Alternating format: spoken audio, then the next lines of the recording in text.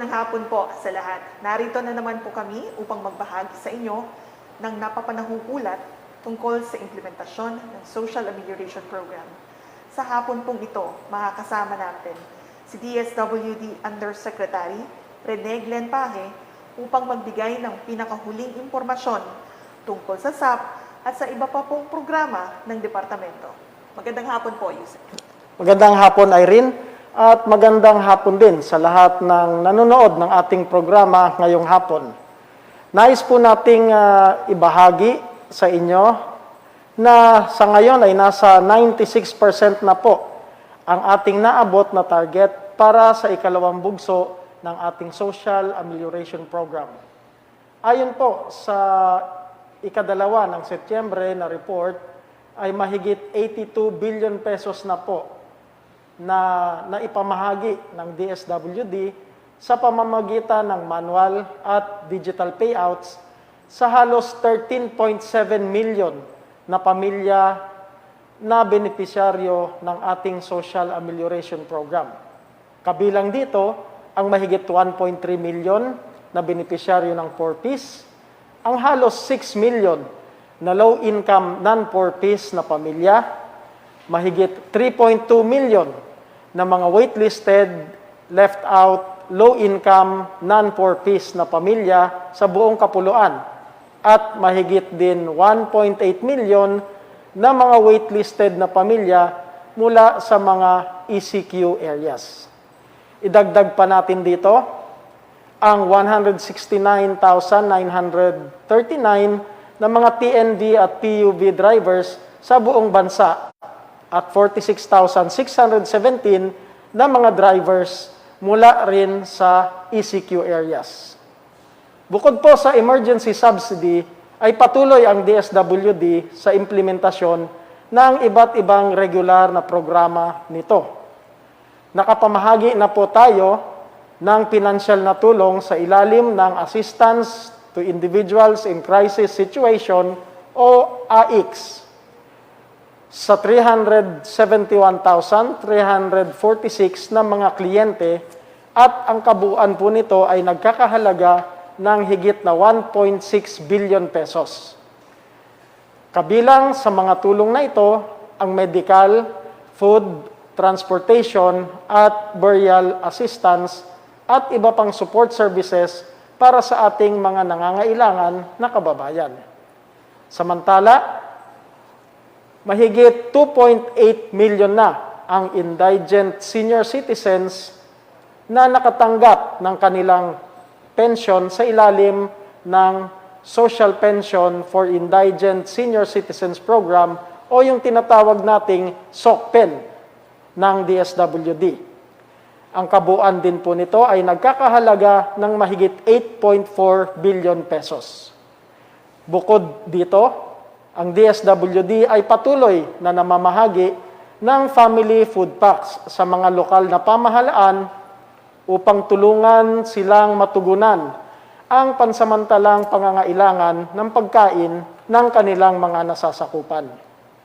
Sa kasalukuyan ay nakapagpahatid na ang ahensya ng mahigit 1.7 million family food packs at iba pang mga food and non-food items na nagkakahalaga ng mahigit 877 million pesos. Ito po ay naipaabot natin sa mga lokal na pamahalaan sa buong bansa. Samantala, simula noong magkaroon ng 6.6 magnitude na lindol na naramdaman o nanalanta sa ibang bahagi ng Masbate, ang DSWD ay agarang nakapagpadala ng tulong at nagpamahagi ng karagdagang mga food at non-food items sa mga naapektuhang munisipalidad. Ayon sa ulat noong ika-29 ng Agosto, ay mahigit 590,000 pesos worth of assistance ang naipamahagi sa mga munisipalidad ng Kataingan, Palanas, at Pio Corpus. Karagdagan pa dito, namahagi rin ang DSWD sa pamamagitan ng DSWD Field Office 5 ng tagli 5,000 sa 100 pamilya na napag-alaman na may totally damaged houses. Patuloy rin ang pagsasagawa ng hensya ng Critical Incidents Threat or Stress Debriefing upang mabigyan ng karampatang psychosocial intervention ang mga naapektuhang pamilya. Ang mga ito ang pinakahuling ulat sa mga programang ipinatutupad ng inyong Department of Social Welfare and Development. Maraming salamat po, Yusek Glenn, sa inyo pong ulat. Ngayon naman po, tayo ay nakahanda na sagutin ang ilan po sa mga katanungan. Yusek Glenn, mula po kay Bons Magsambol ng Rappler, when will DSWD finish distributing the second tranche of cash aid? How is the DSWD addressing the issue on LGUs that have not yet done uploading the cash aid funds? Matatapos po ang ating pamamahagi ng second tranche sa loob po ng kasalukuyang buwan. At yung mga benepisyaryo po na natitira at mga kwalipikado ay sinisigurado naman po natin na inyong matatanggap ang inyong benepisyo at ayuda dahil naman ang pondo para sa SAP ay nasa partner financial service providers na po natin. Kaya tuloy-tuloy po ang pamamahagi ng SAP. Noong nakaraang linggo po ay binigyan pa natin ng 1 linggong palugit o dagdag na panahon ang ilang mga LGU upang kumplituhin ang pag-upload ng SAC forms at ang validation ng mga benepisyaryong mayroong kakulangan ng impormasyong isinumite. Ayon po sa ating report, mahigit 59,000 pa ang kinakailangang i-upload ng ating mga LGU, habang mahigit 82,000 naman ang kinakailangan pang i-validate. Patuloy po tayong nakikiusap at umaapila sa ating mga LGUs na agarang aksyonan at isumite ang mga kinakailangang impormasyon ng mga benepisyaryo nang sa gayon ay maproseso na natin ang kanilang mga SAP sa lalong madaling panahon at maibigay na ang kinakailangan tulong ng ating mga kababayan. Maraming salamat po, Yusek Glenn, sa inyo pong kasagutan. Pangalawang katanungan naman po from the Philippine News Agency. The data on remaining LGUs with pending documents to process payouts of SAP beneficiaries, yung meron daw pong August 19 deadline. Kumusta na daw po ito? And kumusta din po o ano-ano ang mga LGUs na mayroon pang mga hindi nabibigyan ng mga SAP to beneficiaries? At ilan pa daw po ba ang mga beneficiaries na hindi pa po nabibigyan ng bawat rehiyon, Yusek?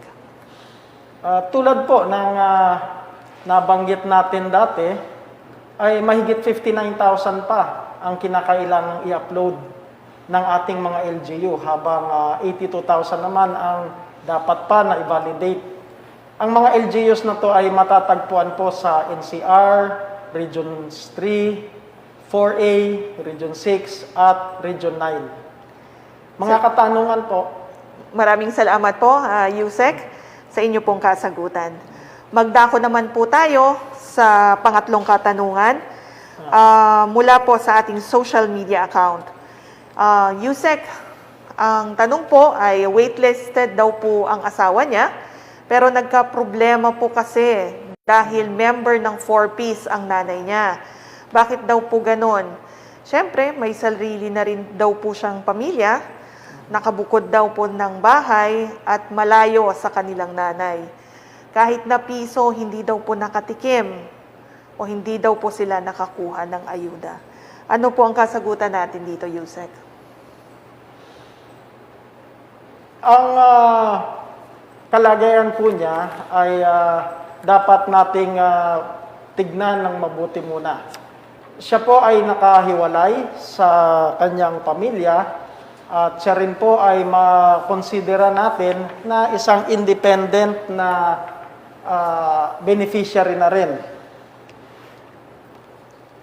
Kung kaya't kasama po sa mga maaring mapabilang sa mga waitlisted beneficiaries ng SAP, ang kanyang pamilya na dati na ring nakatanggap ng benepisyo. Ang pamilyang hindi nakatira sa tahanan ng dating kinabibilangan ng four-piece household. Kasama rin po ang pamilya na hindi tumanggap ng anumang grant o tulong mula sa four-piece household na dating kinabibilangan at ang pamilya na kinabibilangan o pamilya na kabilang sa mga pamilyang may mababang kita. Kung halimbawa po ang pamilya na nagpadala ng mensahe na ito ay pasok sa mga kwalipikadong o kwalifikasyon na ito, maaari silang makakuha ng ayuda bilang waitlisted na benepisyaryo. Ang akin pong payo ay makipag-ugnayan din po sila sa field office na nakakasakop sa kanilang lugar upang mabigyan ng linaw ang kanilang mga iba pang katanungan. Maraming salamat po, Yusek Glenn. Uulitin po natin na batay nga po sa Memorandum Circular number 18 ng DSWD, nakasaad po dito yung mga beneficiaries na maaari pong mapabilang sa waitlisted. Kabilang na po yung mga beneficiaries o mga miyembro ng Pantawid Pamilyang Pilipino Program na nasa family roster, ngunit sila ay considered nga po na moved out. Salamat po muli, Yusek Glenn. Susunod po na katanungan. May kakilala daw po siya na nakakuha ng ayuda mula sa ibang ahensya ng gobyerno at hindi po nawalan ng trabaho. Ngunit siya daw po ay na-prioritize para sa second tranche. Ito daw po ba yung tinatawag ng DSWD na masusing verifikasyon? Yusek. Ang DSWD po ay humingi ng tulong sa ating mga lokal na pamahalaan sa pagtukoy ng mga beneficiaryo ng ating Social Amelioration Program. At ang listahan po ay nagmula rin sa ating mga LGUs. At ito ay dumaan sa proseso ng validation upang masigurong karapat-dapat nga ang mga makakatanggap ng ayuda at ito ay walang duplikasyon o hindi po makakatanggap ng mahigit sa isang beses ang bawat benepisyaryo.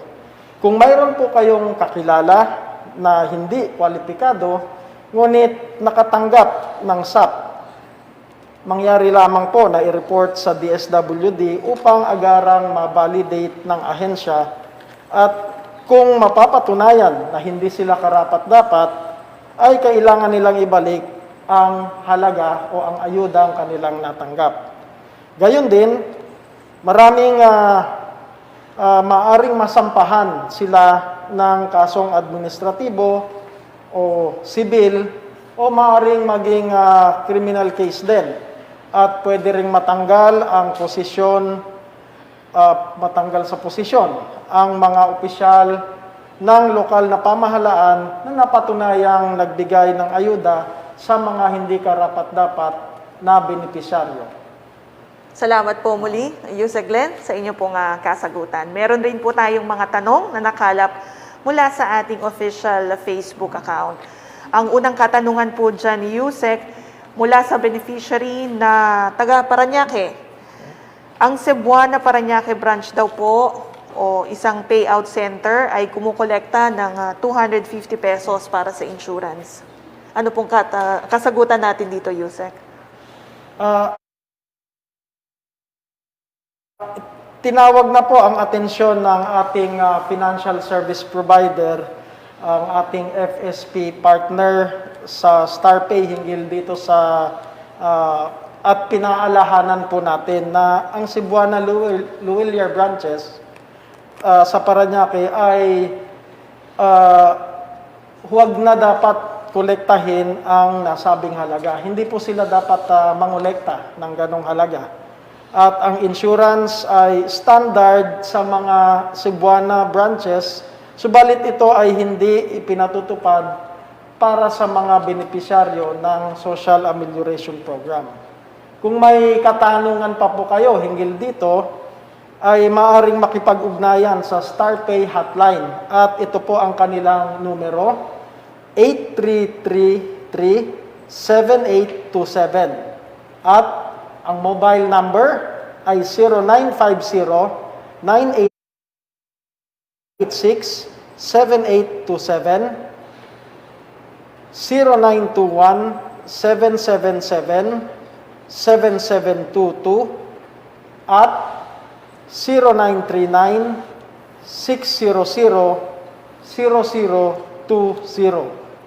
Maaari rin pong makipag-ugnayan sa official Facebook account ng StarPay sa @StarPayPH at sa email sa help@starpay.com.ph.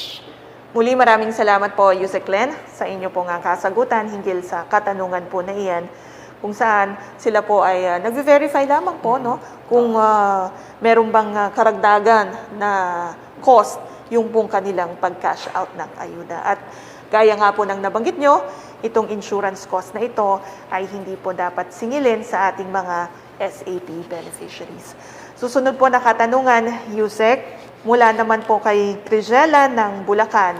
Itatanong lang daw po niya, Yusek, kung talaga po bang 6,500 ang kanyang ayuda. May nakapagsabi daw po kasi sa kanya na dapat 13,000 po dahil hindi sila nakakuha nung first tranche. Kaya doble daw po ang dapat niyang makuha. May pag-asa daw po ba na madagdagan ang 6,500 na nauna na po niyang natanggap bilang siya nga po ay kabilang sa waitlisted, Yusek? Kung siya po ay waitlisted nga, ay tama po ang nasabi. Ang mga waitlisted na benepisyaryo mula sa lugar na natukoy sa Joint Memorandum Circular Number 2, 0/2020 at Executive Order Number 112, 0/2020 at ganon din ang Memorandum from the Executive Secretary dated May 2, 2020 ay makatatanggap nga ng katumbas na ayuda sa halagang 2 tranche o yung first and second tranche ng ating Social Amelioration Program. Noong nagsimula tayo sa initial na pagproseso ng mga payroll para sa SAP sa unang batch, ang mga waitlisted po na benepisaryo noong Hulyo.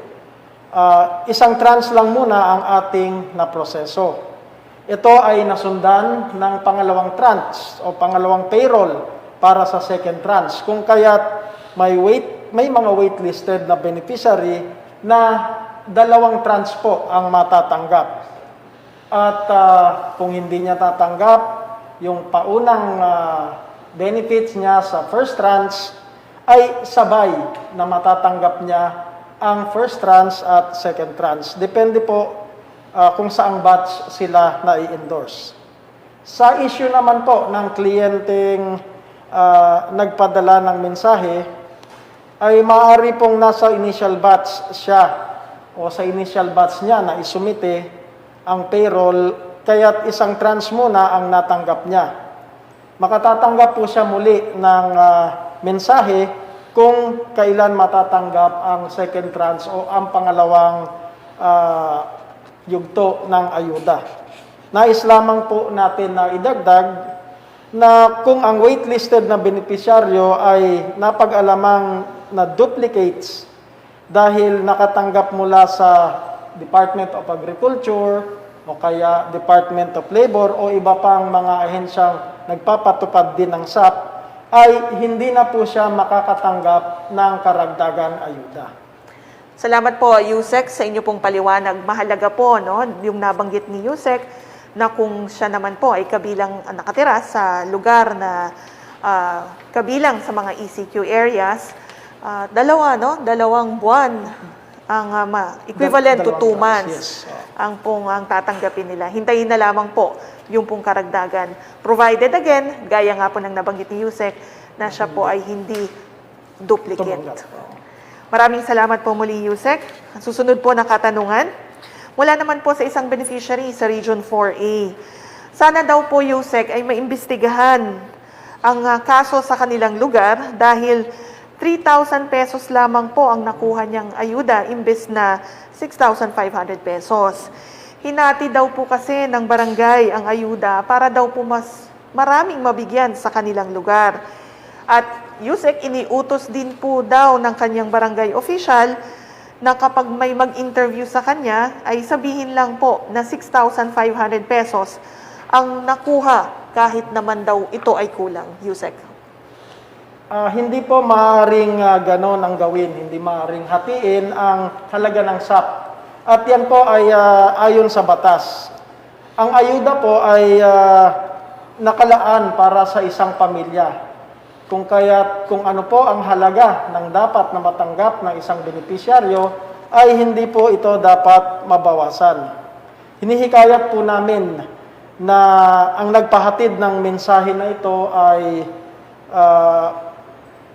makipag-ugnayan sa DSWD at ipahatid po ito sa ating grievance hotline.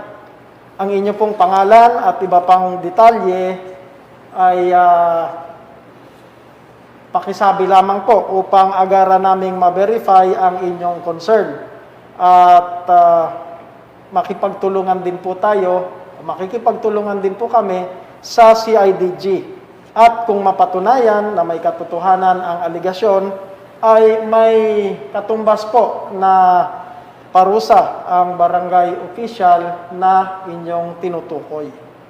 Salamat po, Yusek. Napakahalaga po ng nabanggit ni Yusek na kung may mga kaso po na ganito, napakahalaga na maiparating nyo po agad ito sa DSWD sa pamamagitan po ng aming mga grievance hotline numbers upang agaran pong maimbestigahan at magkaroon ng nararapat o karampatang aksyon. Nakikita nyo po sa likod namin ang aming mga grievance responders na handa po natanggapin o tumanggap ng inyo pong mga reklamo. Muli, maraming salamat, Yusek Glenn, sa inyo pong mga pagpapaliwanag sa mga katanungan na atin pong nakalap. Bago po tayo magtapos, Yusek, mayroon ho ba kayong panghuling mensahe? Sa kabila ng banta ng COVID-19, ang DSWD ay patuloy pa ring tutuparin ang mandato nito na magbigay ng serbisyo sa sambayan ng Pilipino, lalong-lalo na po doon sa ating mga kababayan na nangangailangan. Habang patuloy ang pamahalaan sa pagganap ng tungkulin nito na maghatid ng tulong, tayo ay patuloy na nagpapaalala sa publiko, partikular na sa ating mga beneficiaries na bida, solusyon sa COVID-19, bawal ang walang mask, isanitize ang kamay at iwas hawak sa mga bagay, dumistansya ng 1 metro at alamin ang totoong impormasyon. Maraming salamat at magandang hapon po muli sa ating lahat. Maraming salamat po, Yusek Glenn. At bago po tayo magtapos, nais lang po naming muling ibahagi ang mga hotline numbers ng DSWD. Ito po ang mga sumusunod: 0918-912-2813 para po sa inyong mga text messages. Muli, para sa mga text messages, 0918-912-2813. Para naman po sa inyong mga tawag, maaari po kayong tumawag sa mga numerong 0947-482-2864, 0916-247-1194 at 0932-933-3251. Meron din po kaming mga landline numbers. Ito po ang 8931-8101-207, local 555. Maaari din pong gamitin ang email na sapgrievances@dswd.gov.ph at maaari po kayong pumunta sa aming grievance portal. Ito po ang usaptayo.dswd.gov.ph. At dito na po nagtatapos ang ating programa.